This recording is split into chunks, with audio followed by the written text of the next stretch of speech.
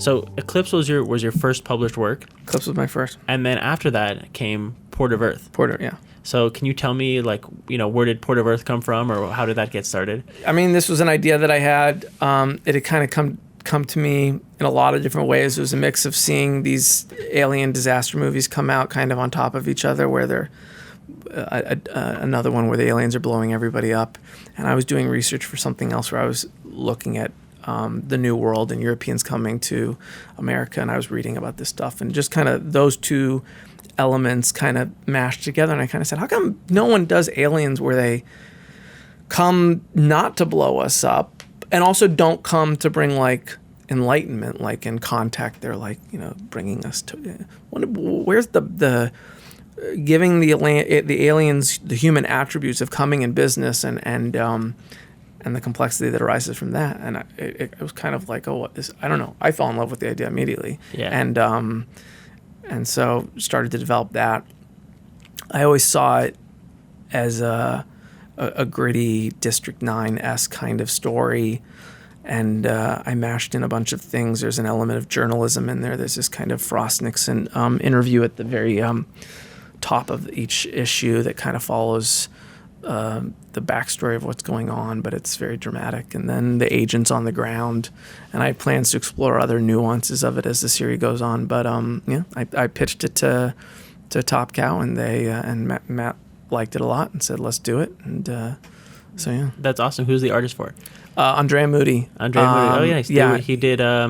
He's doing Infinite Dark now with Ryan Cady. Yeah, and I think Ryan was the editor on Eclipse for a short period of time, but that was when we were kind of playing around with the Port of Earth, and so Ryan had put Andrea's name on a list of Top Cow artists to look out for. Yeah. So that was why Andrea's work got in front of me, was because Ryan had an eye on it. That's so funny. And so I was like, this guy's really cool and really gritty. It's very different. Giovanni Timpano, by the way, is the artist on Eclipse, and he's amazing. Mm-hmm.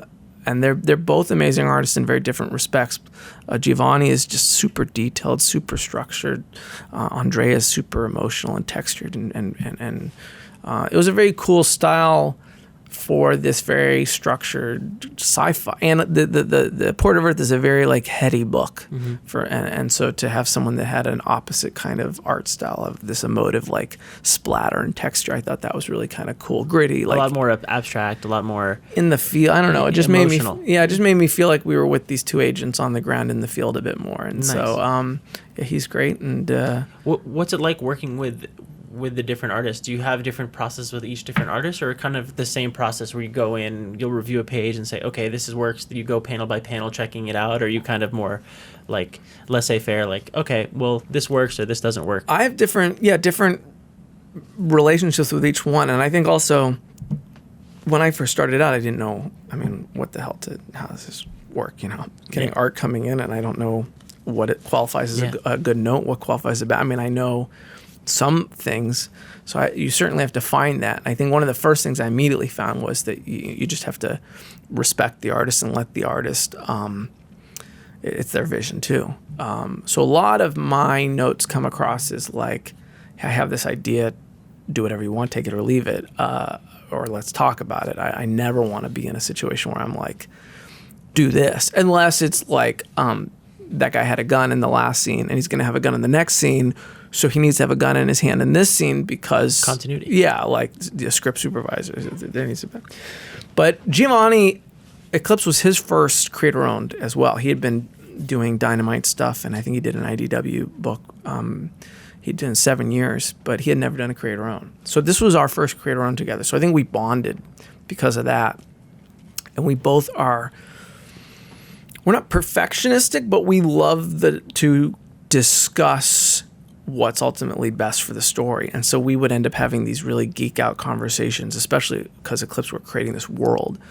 What are the air conditioners like? Are there lots of air? What's the system like? Yeah. I think when we see an exterior, there should be a lot.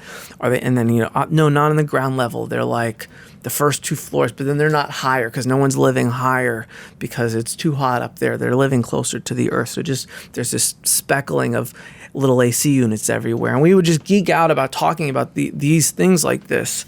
So our process was very back and forth. That's awesome. And when I saw the first ink come in, it flipped to Eclipse page 1, issue 1, page 1.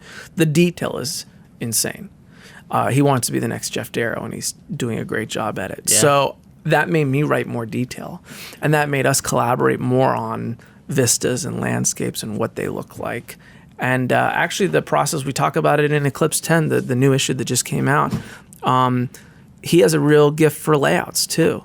And so more and more I would yield to him to just be like, all right, look, this is a 3-page sequence. It's, probably 20 panels or so. But this is what happens in more Marvel style, and let him figure it out and let him come up with something more dynamic. That's exciting. I mean, that's a lot of trust you have in the artist. So it's great to have that kind of collaboration and have them involved in the whole process. Well, and the other thing too I've learned is I really take a step back when he gets into pencils and inks because it's so detailed, and I don't want to ask him to change something. But when layouts come in, I'm not afraid to say, hey, I think it would be really cool to have this panel be bigger, or have this panel, or have a wider shot here, or see something like that. What do you think? And half the time he'll say, well, I'm going for this too, and that would be an issue for this. And I go, oh, makes sense. Or he'll say, yeah, but it would have to be this way, and we just get into it. Andrea is amazingly talented. He's working a ton. He's super fast, and he likes to he does his layouts, and then he'll find more of the page in his pencils, and so I'll weigh in a little more in his pencils. And I don't have as a geeky a collaboration with Andrea. Andrea has a really cool style, and most of the time I'll share some thoughts, and he'll do them, or he'll say, oh, maybe that won't work, or maybe that, and go back and forth. I'll go back and forth less with him. Yeah. He'll either like an idea of mine, and he'll do it, or he'll say, no, or he'll say, I really like this, and I'll say, okay, great. And I'm perfectly happy with either one. It's a fine balance, Yeah, I don't. I want to make the best book, but I also recognize that this is this odd mashing up of multiple creative visions, and so as long as the last thing I would ever want, you're not going to get anywhere by having an artist just draw whatever you want them to draw. That's terrible. So I always throw out ideas like, what do you think? Yeah. Do you like this idea or not? What do you think of the overhead shot here instead of this? And they're like, no, I like it this way. And they're like, okay. Yeah, and I had to learn that that's okay, I think, and I guess there's some artists that it's not okay.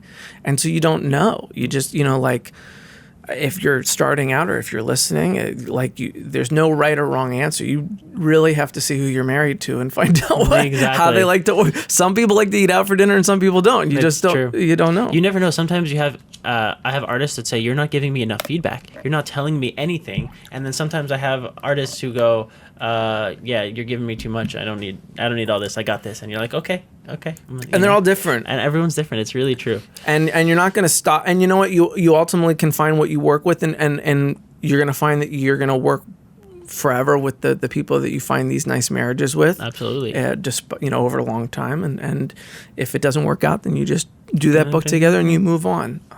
That's exactly how it goes. I mean, that's the most important thing is can you find a way to make that work?